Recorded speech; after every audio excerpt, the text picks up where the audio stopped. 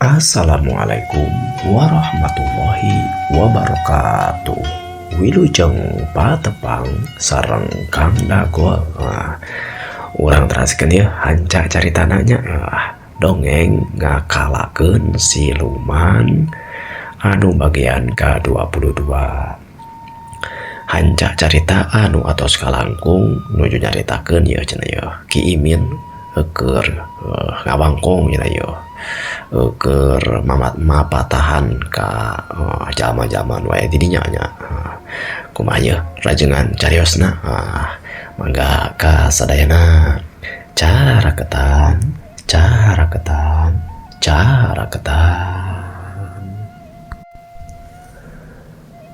Ki Imin nuluykeun kana kakecapanana. Saja bati eta. Aya nama jantra kieu. Coba heula pamawakeun tah manuk piit teh. Manuk piit Ki. Nah kitu Ki. Sok heula bawa ka dieu. Ceuk Ki Imin satuluyna si jantra. Teu loba carita deui newak cenah kana eta manuk anu sabenerna mah lineuk di jero kurung teh malahan mah sabenerna mah kurungna teh sanajan aya pantona teh teu ditutupkeun. Hitung-hitung cenah mah eta teh kurung teh kamar jang manuk sabab manuk teh sasat teu dikerem sasat dikencarkeun we sabab geus kawilang lineuk teh. Sanggeus ditewak eta manuk satuluyna mah dibawa ku si jantra. Eta manuk teh nangkel we dina tak-takna si jantra satuluyna si jantra diuk bari nyarita. Ki tah aya naon manuk teh kudu dikumahakeun. Nengakon ieu nya. Kan ieu maneh paking ayo ka dia paking. Saha Ki paking? Iya manuk teh ku aki di ngalanan si paking. Makasih paking Ki. Ku aki urang dongengkeun. Sabat keur ngomong kitu eta manuk teh kelepar cenah nyamperkeun ka Ki Imin anu katingali gugupae jiga menta kasih manuk piit teh supaya nyamperkeun. Eta manuk teh tuluy cicing cenah eunteup dina lahunanana Ki Imin. Kieu jantra. Ieu manuk piit teh muka rahasia ka aki.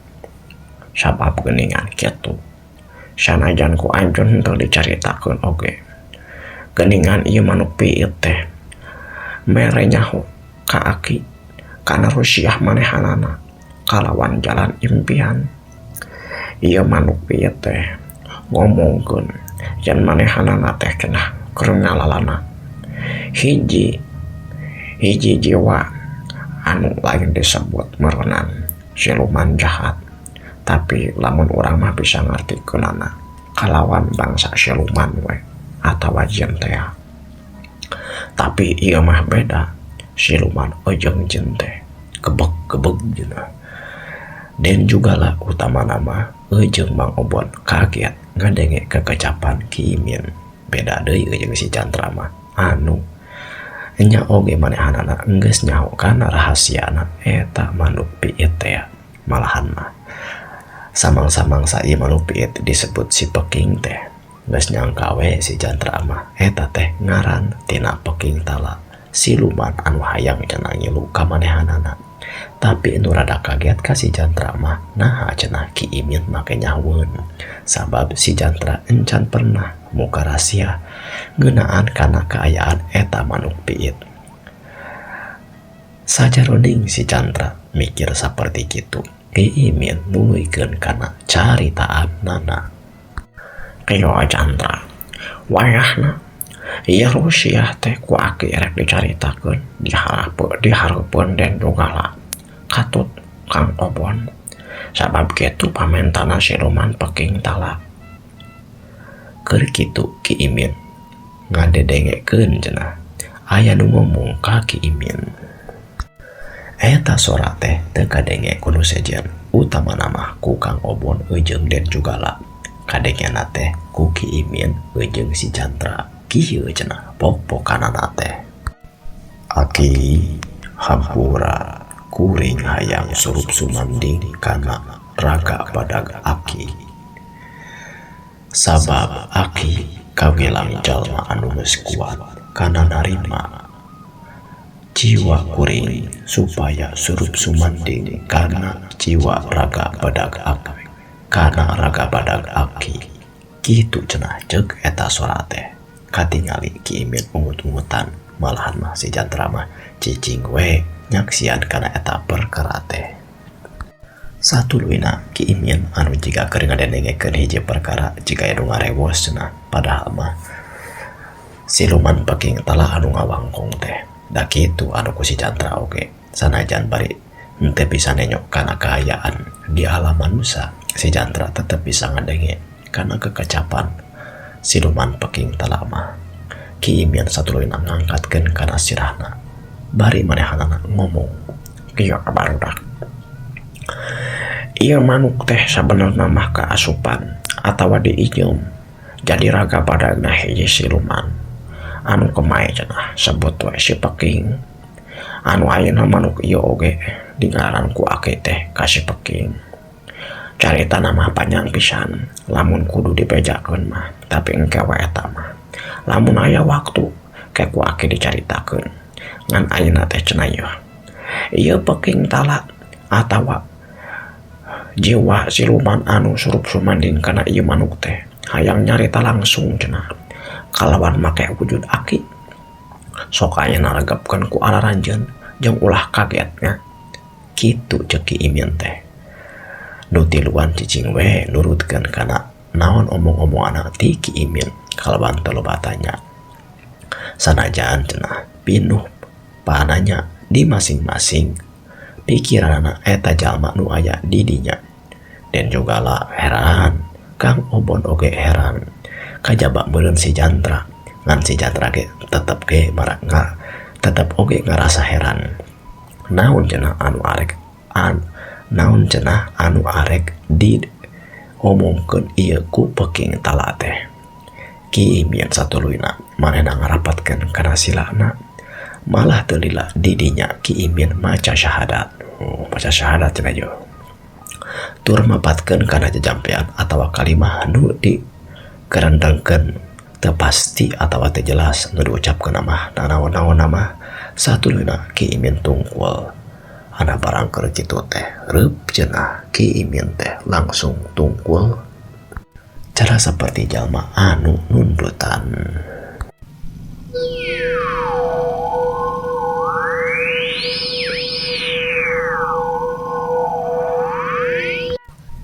Ki Imin anu asalna tungkul tuluy tangah netep kanu aya di eta rohangan ngan tetepna jiga nu kosong.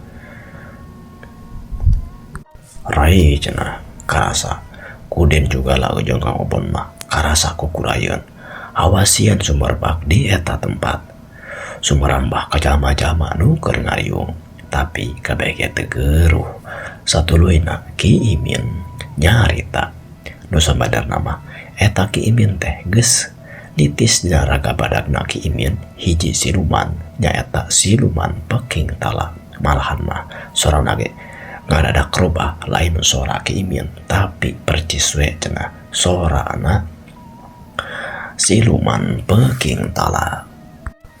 Jantra, anjeun kudu waspada sabab keukeuh siluman anu ngarepkeun anjeun aya di nagarana masih keneh ngadodoho hayang nyokot ka diri anjeun.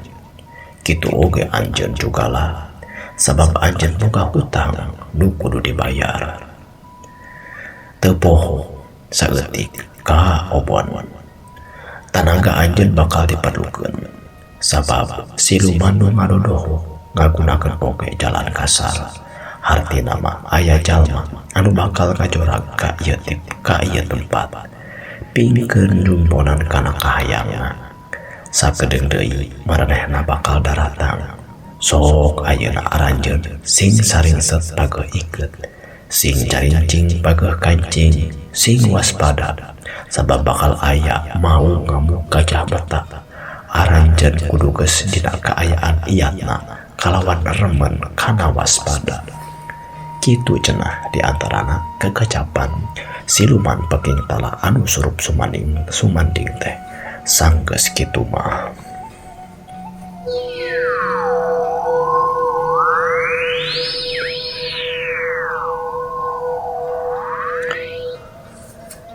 Kimin teh klek cenah tunggu deui ngeluk deui cara saperti tadi we mimiti memeh ngomong.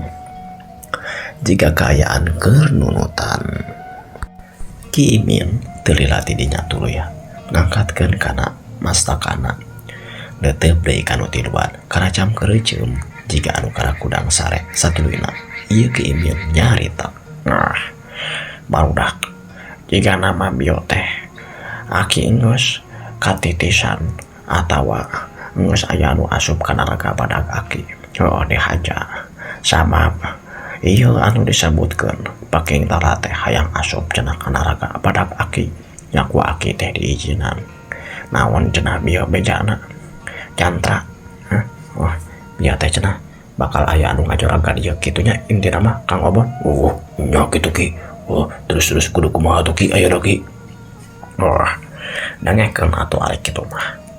Wayahna sabenerna mah eta anu diomongkeun teh sanajan aki henteu nyaho atawa teu ngadenge langsung.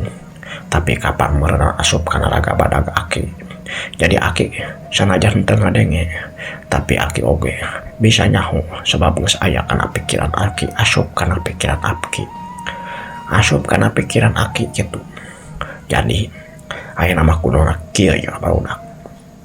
Wayahna ulah waka anjeun ulah waka sare sore-sore usahakeun mun bisa mah penting ayeuna ulah sare we tapi lain sare teu pararuguh tapi kudu balik jeung tetep zikir eling kanu maha kawasa sabab beda ieu karasana ku aki jiga-jigana bakal aya ku kajadian kitu tah.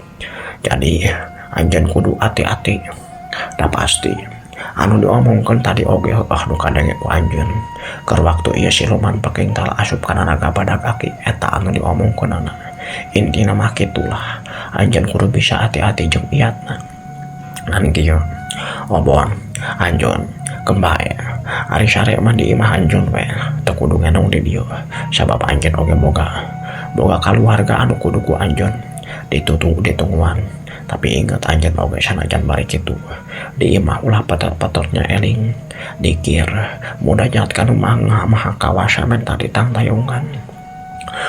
Utamana mah anjeun ujung gala ujung jantra. Eta mah urang di dieu we jeung aki urang ikhtiar sabisa-bisa supaya disinglarkeun tina sagala rupa pancabaya. Kitu cenah ceuk Imin teh tuluy-tuluyan we manehanana ngawawadianan ngingetan jeung teu bosan-bosan mepelingan ka jalma-jalma nu aya keur ngumpul di eta tempat.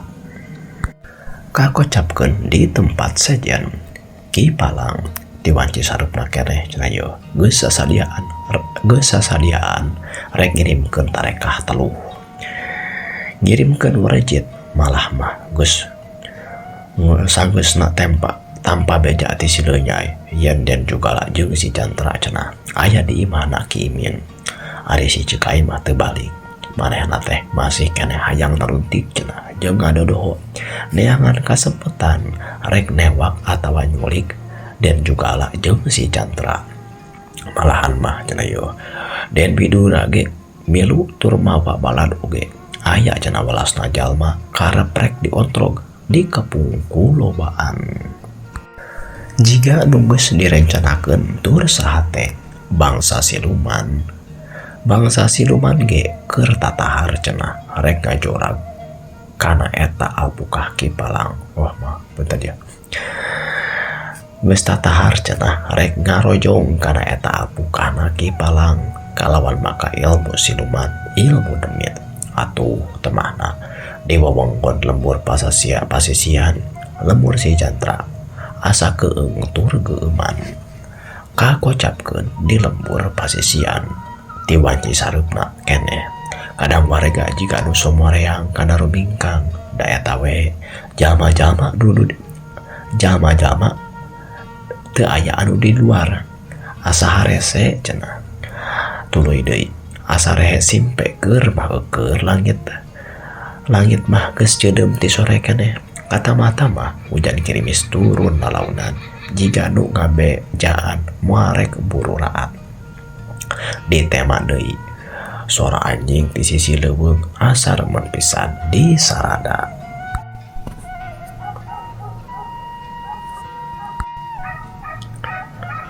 Katambah-tambah cenah yo. Lapat-lapat kadenge anjing leuweung nusok disebut aul atawa sarigala meureun. Ngelewung ti kajauhan bangun ulamat pisan dina kerkayaan kitu Ki Imin geus ngariung tiduan nyaeta di baturan jeung den jugala katut si jantra tea. Ki Imin nyarita, barudak wayahna geus karese geus kadengemeun ku anjeun ge jeung geus karasa. Penting ieu bakal aya kajadian. Awas sing hati-hati. Sakali deui aki ngingetan, ulah patot-patot dikir, jeung eling kalawan menta ditangtayungan kanu maha kawasa. Kitu cenah ceuk Ki Imin teh. Dina kaayaan kitu cekoh cenah dan juga labu teh batuk mimitina mah jiga anu kabesekan. Mimitina mah jiga anu kabesekan alantaran pas nginum kopi tuluy batuk. Bekerila bekereman malahan mah satuluy nama ngeh keh batuk teu eureun-eureun. Katingali kesang dina tarangna mimiti renung ditambah nafas nage ayeuna mah kaciri ngahegak. Aduh, aya naon ieu? Aya naon ieu? Ceuk den juga lah tidinya si jantra kadegetan bari nyarita, kunaon Kang?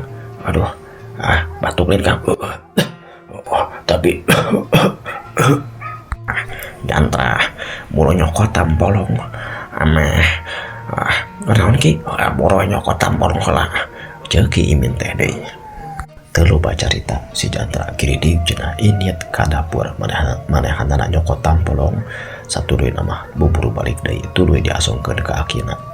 Ku Ki Imin dideketkeun kana tuurna dan juga lah anu masih kadang ngokoh we cenah batuk teu eureun-eureun.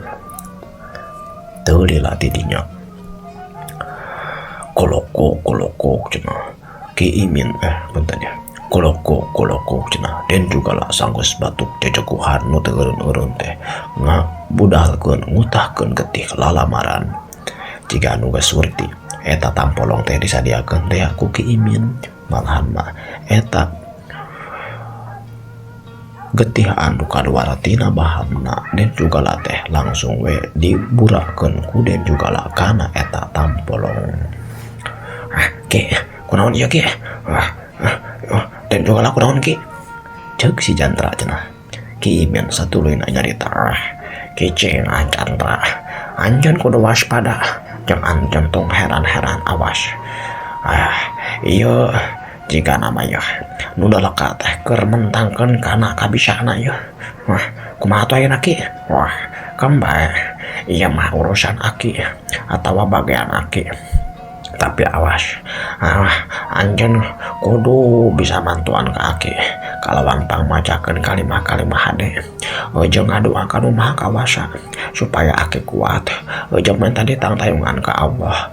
Iya anu dolim ka urang teh supaya kahiji sadar jeung terap ka urang nya Ki. Satuluyna Ki Imin teh tidinya teh kunyam-kunyam we babacaan mapatkeun jampe pamakena. Tuluy manehanana nyarita, jantra wayahna panyokotkeun heula cai sagelas we awas. Caina kudu dina tempat anu ditutupan.